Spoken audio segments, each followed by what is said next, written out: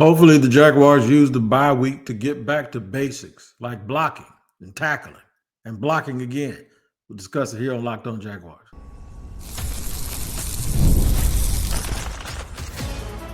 You are Locked On Jaguars, your daily Jacksonville Jaguars podcast.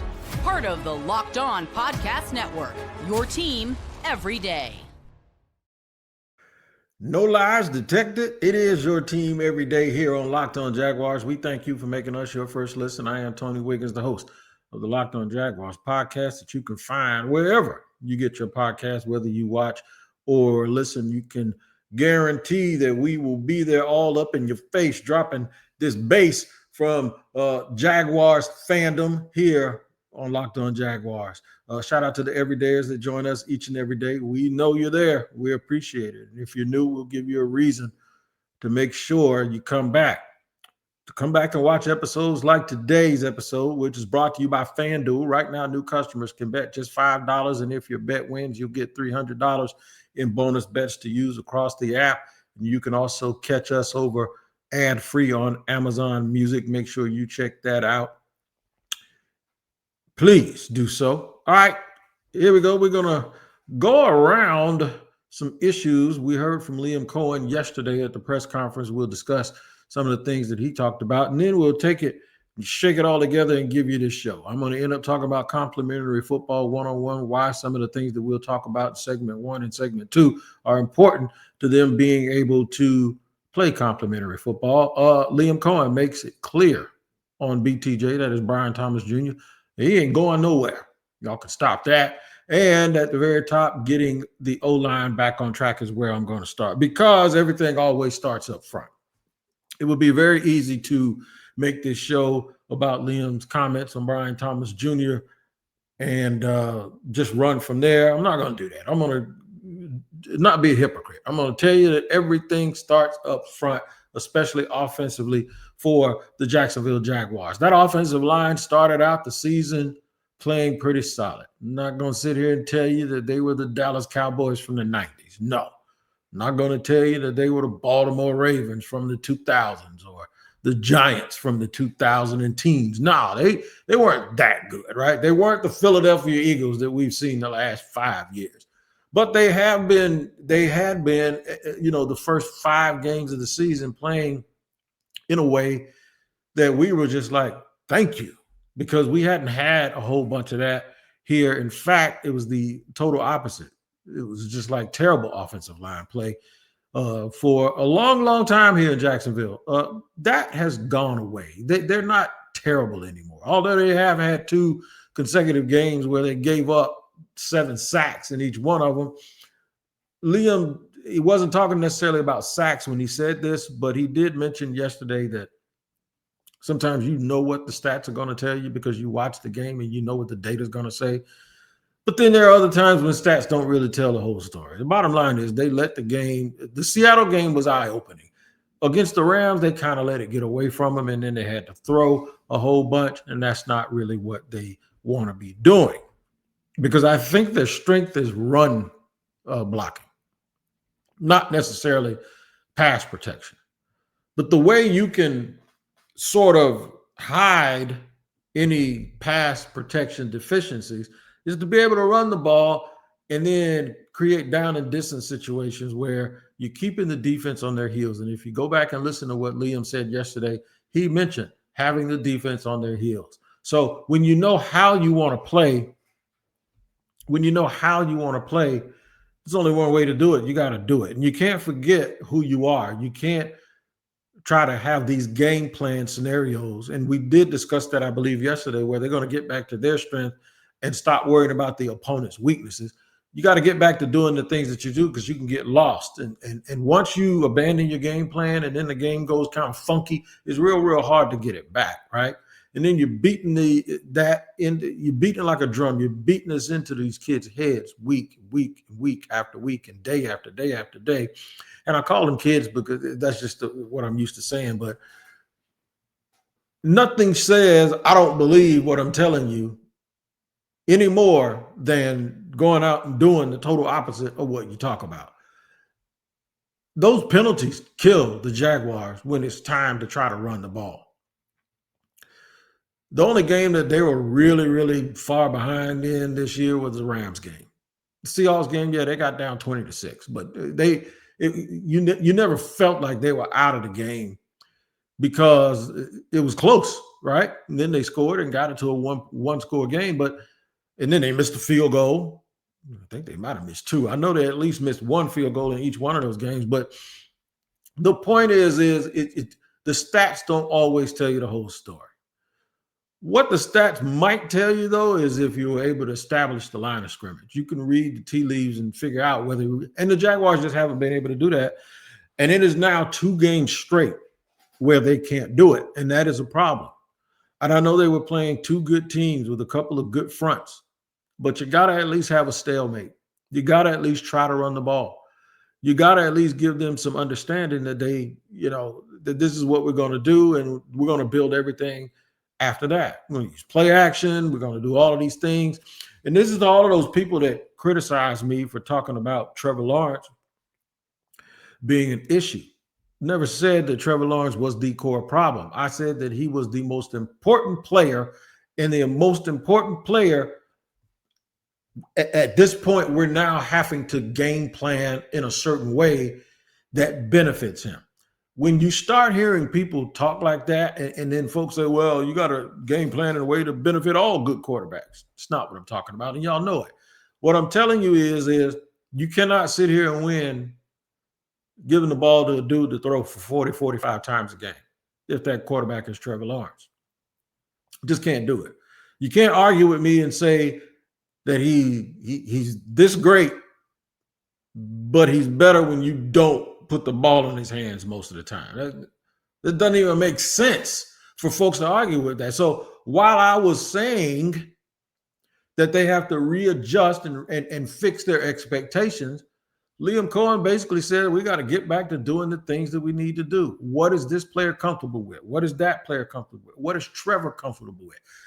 You see, there's this thing that people think that when you have a quarterback that people think is Superman, that he's comfortable with whatever. And that's just not the case. All right. So while we make this realization, I want to focus on the offensive line. The offensive line has to get back to being at least the improved version of themselves. And one way they can do that is get healthy.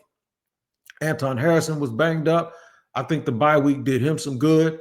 Pat McCary was banged up. We got Robert Hainsey back, but he had been banged up before last week. Another little week off to get that body right. Can't hurt, okay? Britton Strange is back at practice, but he's on the sideline with Devin Lloyd. Neither one of those dudes is going to be out there. So the tight end room is still going to be asked to do some things without their best player. But to me, it starts up front. It starts with Coach Jarrett and the offensive coach Sean Starrett, and the offensive line. They have to get back to being able to win on first down. I don't care if it's 3 yards in a cloud of dust. If you do that 3 times, you're going to get a first down. Okay. 3 yards in a cloud, 3.5 yards a carry gives you 11 yards or 10.5 yards after 3 carries, if that's the way you got to do it. But you got to be able to make that work. I'm not going to overblow it and say because it helps play action. Everybody knows that. But no, you got to just do it to be able to keep people honest. People meaning linebackers and safeties. They got to be able to stay where you want them to stay to give that extra room for those receivers that have now, hopefully Brian Thomas Jr. will get it together, but now they're going to talk more about getting the ball to Travis Hunter. As I mentioned yesterday before he even did the press conference, I knew that was coming. But you have to be able to run the ball. Running the ball also helps pass protection. Because when guys are focusing on run fits, they can't just pin their ears back and tee off on the quarterback. Get the offensive line back together and everything will work out. Hopefully Brian Thomas Jr. will get back together because the Jaguars have no intention of letting Brian Thomas Jr. go. Liam Coen said it yesterday. I have no intention of trading Brian Thomas Jr. And that's music to some people's ears. We'll discuss why it was even talked about in just a second here on Locked On Jaguars.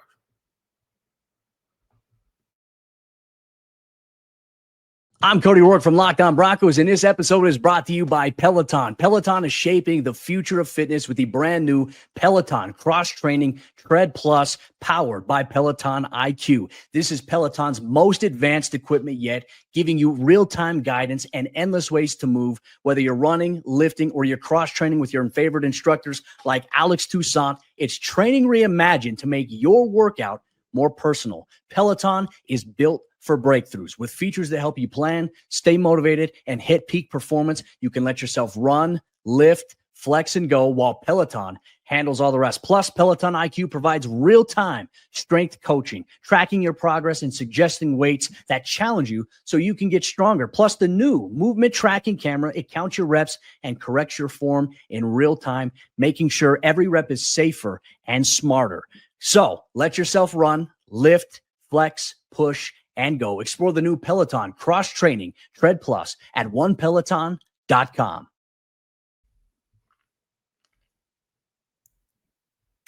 All right, moving along here on Locked On Jaguars, where it is your team every day. I was just looking at the standings here. I was peeking at one of my monitors here. If the playoffs started today, the Jags would be left out. Yep, at 4-3, they would be the 8th team in. There are 2 wild card teams sitting at 5-3 in the AFC West. And the biggest surprise is the fact that Buffalo is the 3rd wild card team at 6-2. And that reason for that is because the Patriots, Buffalo's 5-3, I think, or 5-2, but the Patriots are 6-2. They're sitting there in a position that nobody thought that they would be in. Everybody thought the winner of the East would be one team, and then we'd be battling maybe Miami.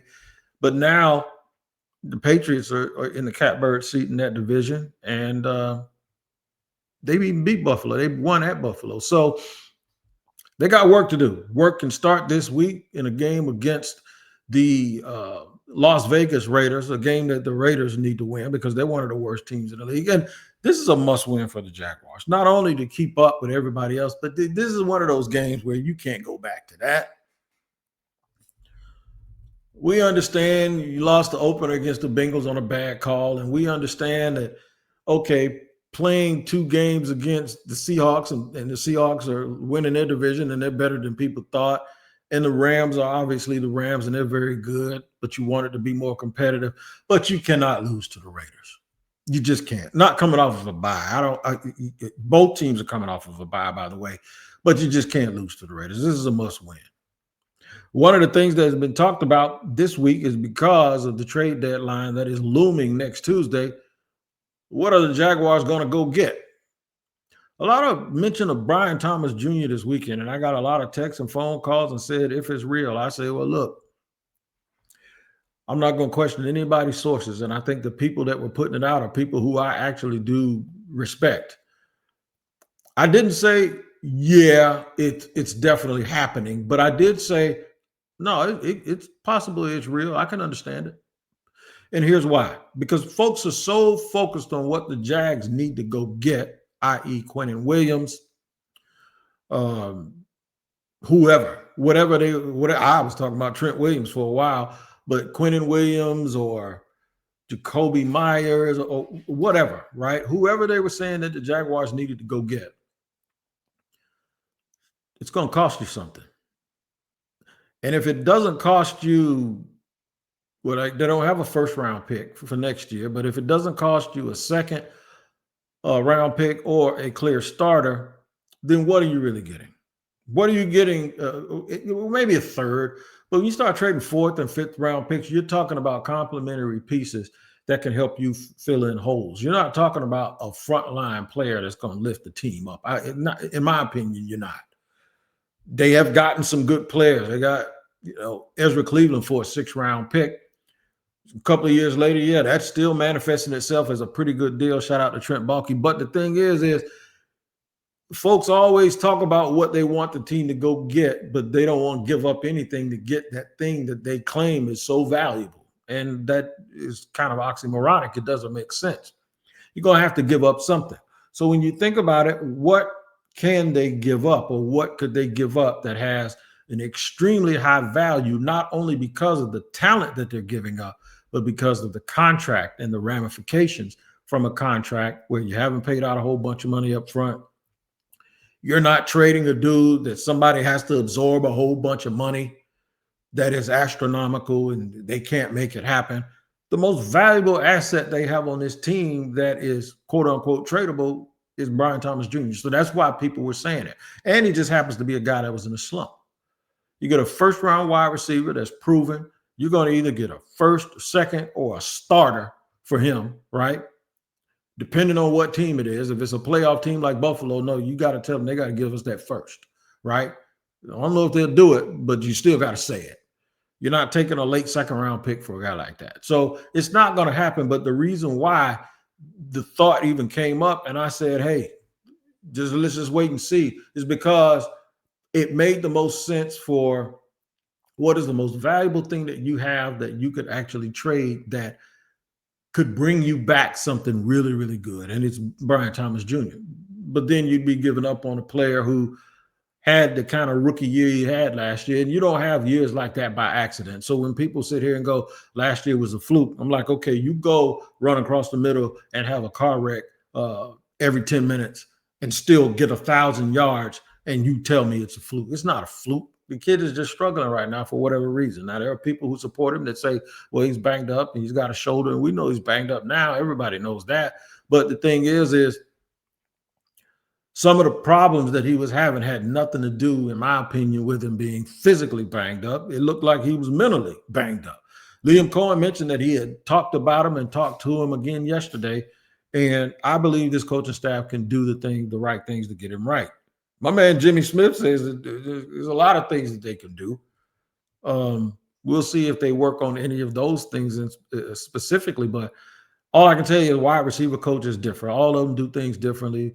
I kind of wish the Jaguars had retained Keenan McCardell from years back, but they didn't, and he's one of the best wide receiver coaches in the league. Shout out to Edgar Bennett. I ain't got no qualms with my former classmate from 1987. It's just that whenever a dude plays well one year and then they make a coaching change and he doesn't play well the next year, the easiest thing to do is to point to either a change in system, which I don't think that's that big of a deal because a lot of good wide receivers are running this system that they're running and they're thriving. So we can't make those excuses, man. We just got to hope that whatever it is, he plays his way through it. He gets the confidence back. And it goes away. I'm not going to sit here and talk about hospital balls and all of these things, but I will tell you this. I think they're going to start giving the ball a lot more to Travis Hunter. And I said it yesterday prior to the press conference. And when reading the transcripts and listening to what Liam Coen said yesterday, I guarantee you that it is going to be the Travis Hunter show from here on out on offense. And they're going to run the ball. They are going to do whatever it takes to get the ball into the hands of their playmakers, and then they're going to let everything work out. What did I say yesterday? What do they lead with from this point forward? It looks like they're going to lead with number 12.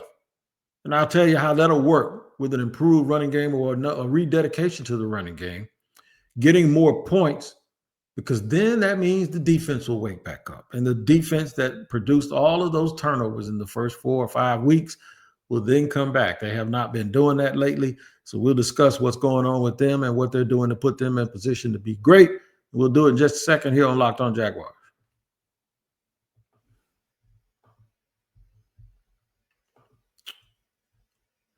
All right, today's show sponsored and brought to you by Rugiet. Look, let's be real, man. Making excuses doesn't solve anything. We've all heard them before. It's just stress, baby. I'm tired. Or it happens to everyone sometimes. But when it comes to performance, sometimes your body just needs a little extra support. And that's where Rugiet comes in. Rugiet offers fast-acting, doctor-prescribed treatments for ED designed to help you stop making excuses, start making you some moves.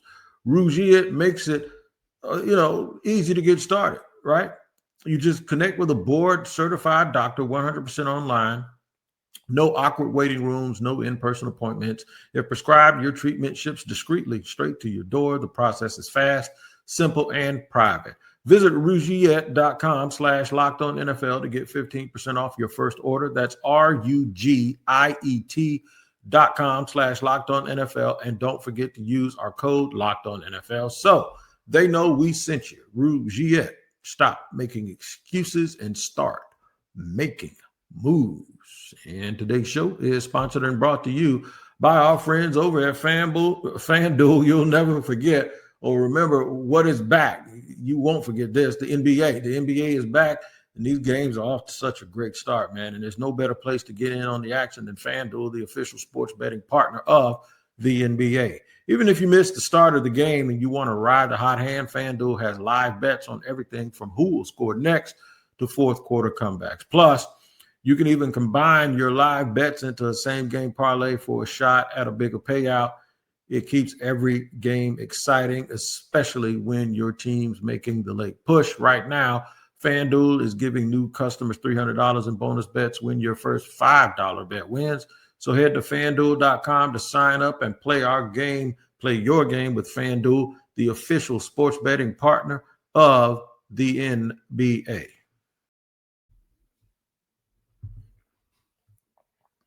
All right, third segment here on our welcome back from bye week show here. After our Monday show, we're headed to a crossover that'll come up Thursday.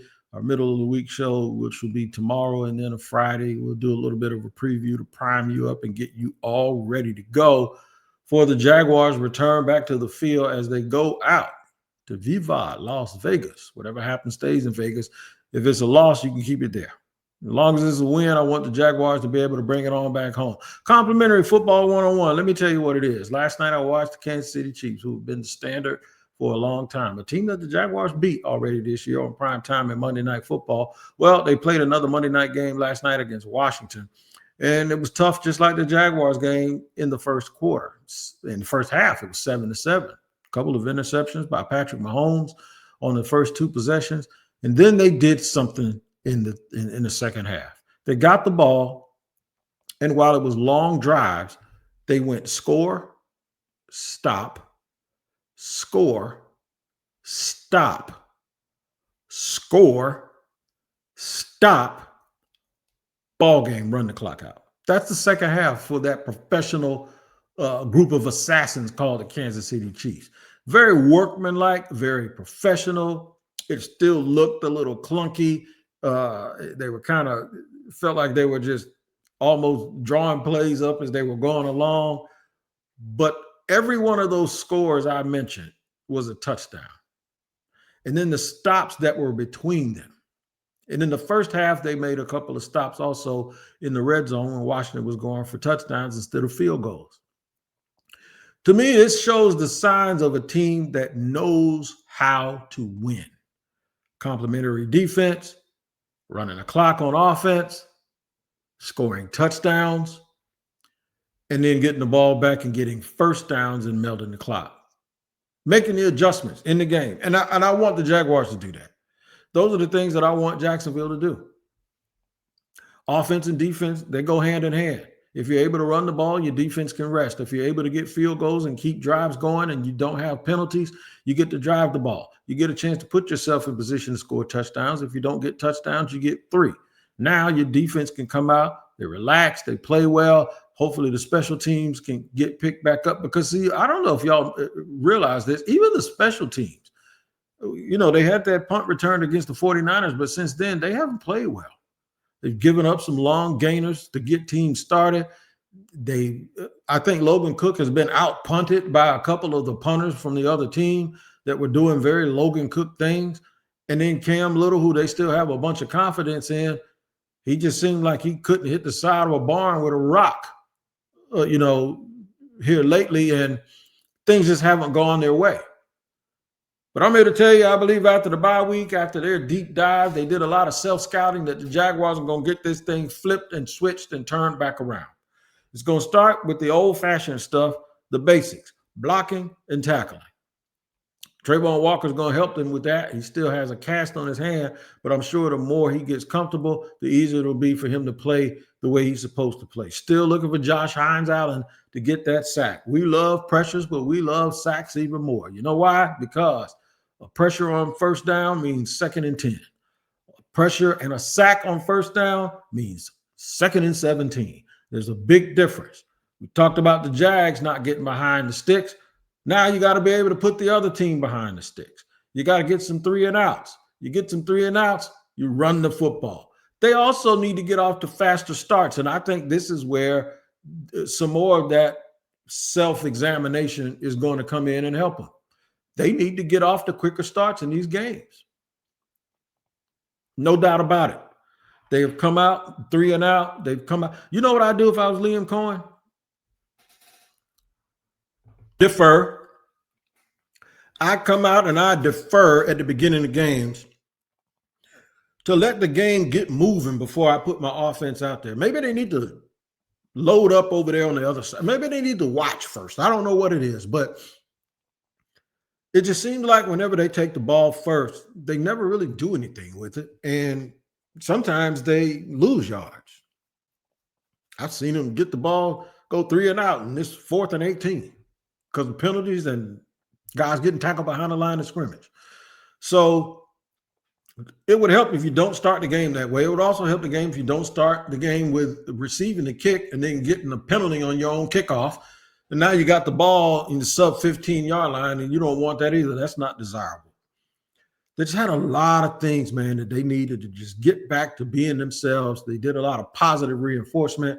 So I'm willing to sit here and hope that the Jaguars can right the ship this week, man, because they need to. They do not need to be fooling around with the Las Vegas Raiders and end up 4-4. As it sits right now, they would be the 8th team, and there's only 7 going to the playoffs. So we're going to start watching that. And there's no other way you're not going to fix it anymore. The bye week's gone. You ain't getting no more pit stops. It's either now or never for the Jacksonville Jaguars to get this thing rolling in the right direction. And they have a shot to do it. I think they're going to beat the Titans in both of those games that they play. They should beat Houston in the second game, although Houston did look better, but Houston still got a terrible offensive line. And then it comes down to them in those 2 games against the Colts to see if they can get it done. All right, you can get it done here with me on Locked On Jaguars or on Locked On NFL. I'm on there twice. I'm on there because it shows twice a day, 2 o'clock every single day in the barbershop. Prior to that, though, Tyler Rowland will wake you up like a double shot of espresso early in the morning, and he'll get you going. Make sure you tap into Locked On NFL wherever you get your podcast. I don't take y'all for granted. 27 good minutes, and I'm going to take me and my allergies and try to get myself ready for tomorrow's show. We'll see you next time here on Locked On Jaguars.